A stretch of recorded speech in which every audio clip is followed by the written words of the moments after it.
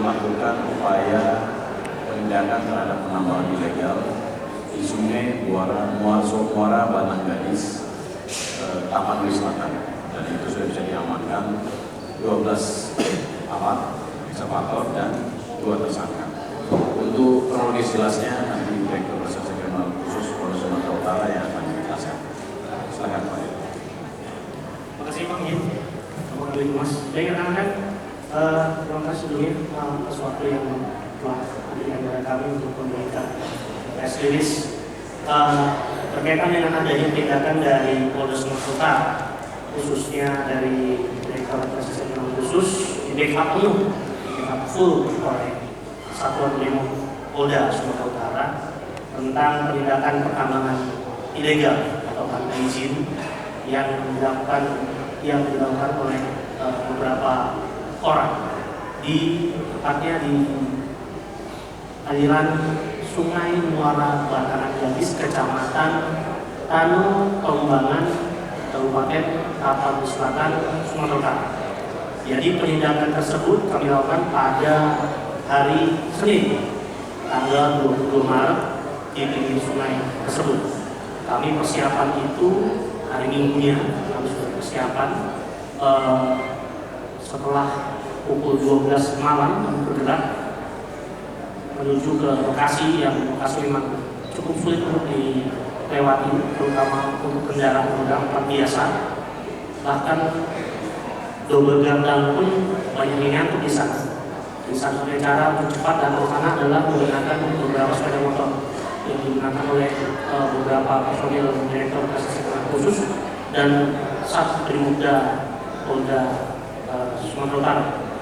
Adapun dasarnya itu adalah pertama informasi dari masyarakat tentunya, kemudian adanya viral di media sosial tentang adanya penambangan emas ilegal tanpa izin, sehingga perintah Bapak Kapolda Sumatera Utara kami agar segera berada di sana pada hari Minggu untuk bergerak sampai di sana, dan alhamdulillah sampai di sana kami berhasil mengamankan awalnya itu ada 12 orang yang kami amankan, 12 orang.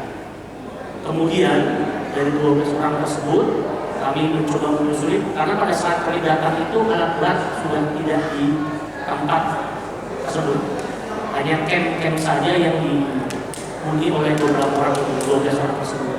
Kami amankan, kemudian anggota berusaha untuk mencari di mana alat berat yang berdasarkan informasi ada di sekitaran sana. Akhirnya beberapa personil menyeberang sungai yang cukup deras. Alhamdulillah bersama Dasar Brimob juga menemukan beberapa alat berat yang sebelumnya digunakan untuk melakukan penambangan jenisnya emas tanpa izin. Kemudian dari 12 tersebut kami melakukan penyitaan pada alat berat tersebut, dan dari 12 orang yang sudah kami amankan, ternyata di sana setelah kami periksa dan berita acara pemeriksaan, ada 2 orang yang bisa kami naikkan sebagai tersangka. Di antaranya yang pertama adalah inisial AB. Ini bertindak selaku operator alat berat, AB. Kemudian ada lagi AD. AD ini sebagai mekanik box dan koordinasi di lapangan. Sementara baru 2 orang tersebut yang bisa kami tetapkan sebagai tersangka. Mengapa? Karena beberapa orang yang lain itu hanya sebagai pemasak. Ada yang orang yang baru saja dibeli bensinnya dari bawah, kemudian naik, dia hanya dibeli mengantarkan. Namun karena capek, karena saking jauhnya tempatnya, dia tetap di sana dan ikut kami amankan satu. Dan beberapa orang yang memang belum bisa kami naikkan sebagai tersangka, terutama untuk pelaku-pelaku utama. Namun rekan-rekan tidak usah khawatir, kami dapat melakukan proses dengan pendalaman. Di antaranya diamankan 12 unit ekskavator beko, kemudian ada 2 mesin genset, selanjutnya ada 4 mesin penyedot air, kemudian ada 1 piece modem router Starlink, kemudian ada 10 karpet penyaring, ada 6 buah alat dulang emas, kemudian ada juga 3 buah buku catatan yang berisi hasil produksi emas penggunaan BBM dan sembako.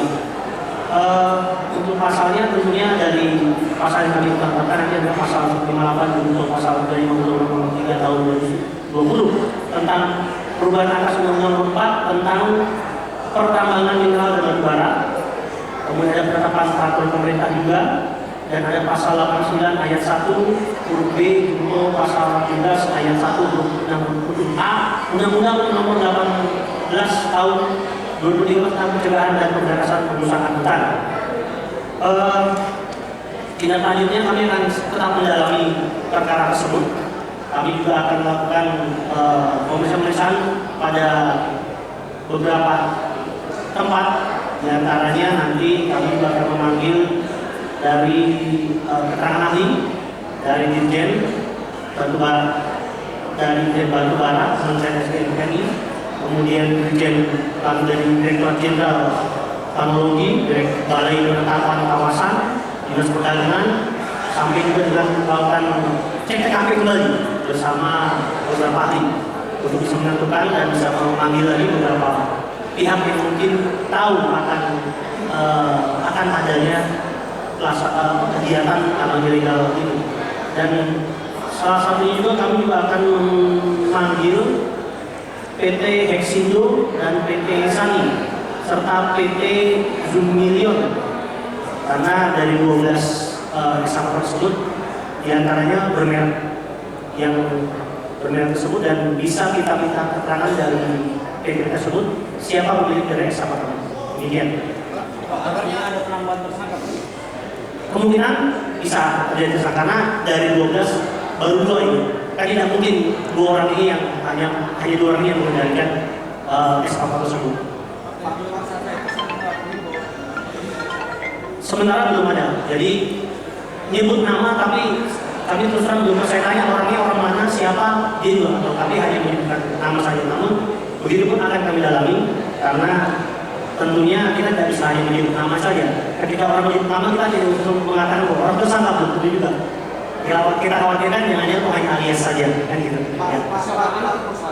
Sementara masuk seorang. Pak, ini kan sudah kawasan hutan Pak. Sejauh ini ada nggak pemeriksaan terkait dinas yang terlibat dalam kawasan itu atau BKSDA sendiri Pak? Gimana? Ya, tentunya ntar kami minta juga dari direktorat yang jenderal yang berkompeten dalam hal ini akan kami melakukan pemeriksaan dan beri saksi sebagai keterangan ahli bahwa beliau nanti akan menerangkan bagaimana bisa terjadinya dan apakah beliau mengetahui tidak. Tapi memang sampai dengan saat ini mereka mengatakan bahwa itu masih perorangan, bukan perusahaan atau berkoperasi, bukan. Pak, dan terkait status kawasannya Pak, di lokasi itu masuk kawasan apa Pak? Terlindung atau tidak? Kawasan hutan lindung? Kawasan hutan. Kawasan hutan dilindungi atau? Iya. Dilindungi berarti. Dan sampai saat ini ada nggak indikasi diduga membackup? Sementara belum ada, ya. Baik, sementara itu yang saya sampaikan Dikendalikan usaha dari Sumatera Barat. itu belum ada, belum orang namanya dulu. Jadi 2 orang itu belum ada, karena ada dari pemain lapangannya. Pak, dari 14 suara kantor ini apa sih Pak? Totalnya berapa sebenarnya Pak? Itu 15 Pak. 12. Di awal kan 14 Pak.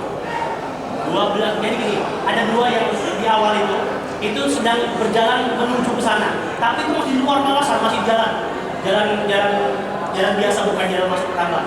Nah, alat yang belum digunakan tentunya tidak akan bisa dilakukan tindakan atau bisa barang bukti kan seperti itu.